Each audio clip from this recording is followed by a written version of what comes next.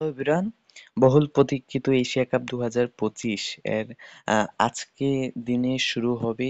আজকে কোন ম্যাচ, কাদের ম্যাচ, কি থাকছে, কারা থাকছে, সবকিছু নিয়ে আজকে আলোচনা করব। আজকে এশিয়া কাপ 2025 এর পর্দা উঠতে যাচ্ছে, কারা থাকবে, কিভাবে থাকবে, সবকিছু নিয়ে আজকে আলোচনা করব। আজকে আহ, আফগানিস্তান এবং হংকং এর ম্যাচ দিয়ে এশিয়া কাপ 2025-এর যে আসর সেটার পর্দা উঠতে যাচ্ছে। আহ, খুবই গুরুত্বপূর্ণ একটি ম্যাচ আফগানিস্তানের জন্য এবং হংকং এর জন্য। গ্রুপ বি এ আছেন আফগানিস্তান এবং হংকং, তাদের সাথে আরো যে দুইটা দল আছে সেটা হচ্ছে শ্রীলঙ্কা এবং বাংলাদেশ। আজকে দেখা যাক যে আহ, আফগানিস্তান কতটা শক্তিশালী এবং হংকং কতটা শক্তিশালী, বাংলাদেশের জন্য কতটা বিপজ্জনক হতে পারে এই দুইটা দল, আজকে আমরা দেখব। আজ রাত 8:30 বাংলাদেশ সময় 8:30 আজকের ম্যাচ শুরু হবে।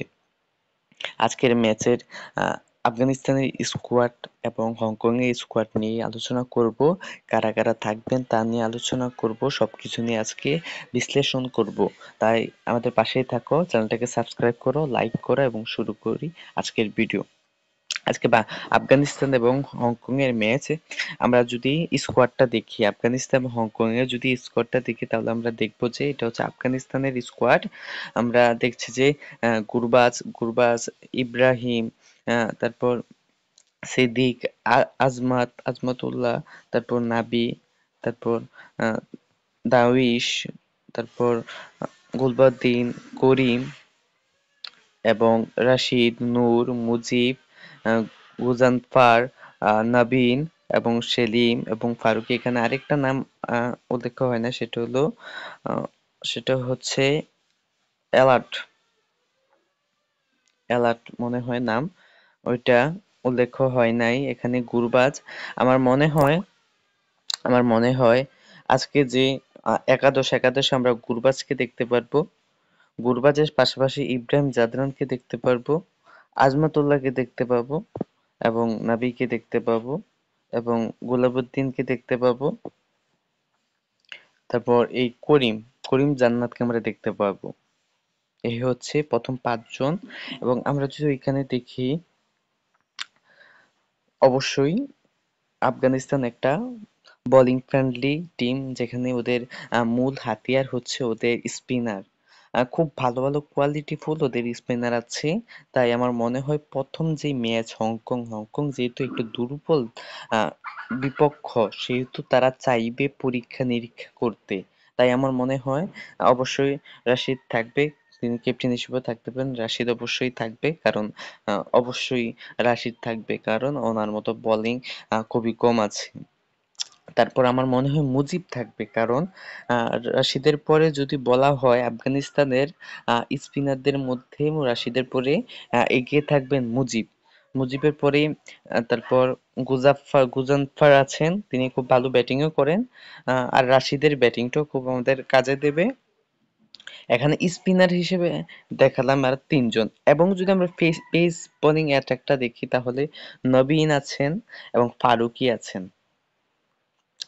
আছেন এবং নবীন আছেন। তাদের যে স্পিন যে অ্যাটাক, তার সাথে সাথে সামঞ্জস্য বজায় রাখার জন্য পেস অ্যাটাকটা খুবই গুরুত্বপূর্ণ কাজ হিসেবে বহন করবে আমার মনে হয়।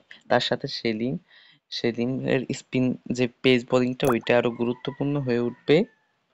আমরা যদি দেখি এখানে 6 জন এবং এখানে 5 জন, এই মোট 11 জন আজকের স্কোয়াডটা আমরা দেখতে পাবো।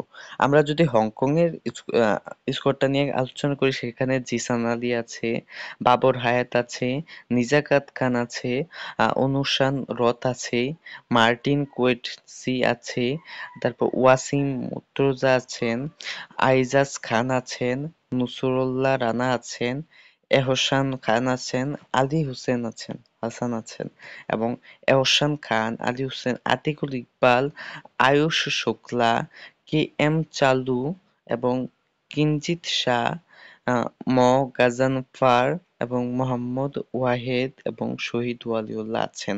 তাদের যে মূল স্কোয়াডে, ওইখানে আমরা যদি আজকের একাদশটা নিয়ে আলোচনা করি তাহলে আমরা দেখতে পাবো যে জিসান আলী থাকবেন, বাবার হায়াত থাকবেন, তারপর অনসান রথ থাকবেন এবং ইয়াসিন মুর্তজা তিনি ক্যাপ্টেন তিনি থাকবেন। তারপর মার্টিন কোয়েটসি থাকবেন এবং আইজাজ খান থাকবেন এবং আলী হোসেন তিনি থাকবেন। এখানে হচ্ছে ৭ জন এবং আমরা যদি ওই জিনিসটা দেখি এখানে আহ, আফসান খান থাকবেন, তারপর আয়ুষ শুক্লা থাকবেন এবং কেম চালু থাকবেন এবং গুজানফার থাকবেন। এখানে ৪ জন, ওইখানে ৭ জন, মোট ১১ জন। এ হচ্ছে ১১ জনের মোট একাদশ, এই হচ্ছে তারা থাকবে। দেখা যাক আজকে কে জিতে।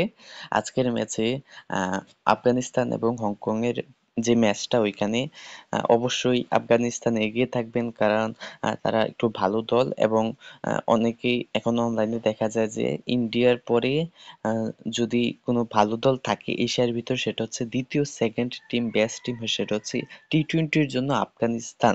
তাহলে আজকে দেখা যাক যে কতটা বিপজ্জনক হতে পারে আফগানিস্তান হংকং এর বিপক্ষে, এবং হংকং কিন্তু খুব গুরুত্বপূর্ণ দল, কারণ অনেক বছর আগে বাংলাদেশকে হংকং কিন্তু অনেক সহজে হারিয়ে দিয়েছিল। তাই দেখা যাক আজকের ম্যাচে কে জিতে। অবশ্যই আফগানিস্তান কিছুটা এগিয়ে থাকবেন। আহ, আফগানিস্তান আজকে জেতার পার্সেন্টেজ হচ্ছে 94% এবং বাকি যা আছে 6% তা হচ্ছে হংকং এর। তবু দেখা যাক হংকং এর খেলোয়াড়রা কতটুকু ভালো করেন, কি করে, সব আজকে আমরা 8টা 30 মিনিটে দেখতে পারবো। তাই সবকিছু লাইভ পাওয়ার জন্য, সবকিছু আজকের ম্যাচ লাইভ স্কোর দেখার জন্য আমাদের পাশে থাকুন এবং এনজয় করুন আজকের ম্যাচের লাইভ আপডেট। ভিডিওটা এতটুকুই, ভালো লাগলে একটা লাইক এবং সাবস্ক্রাইব করে দিবেন এবং আমাদের পাশেই থাকবেন।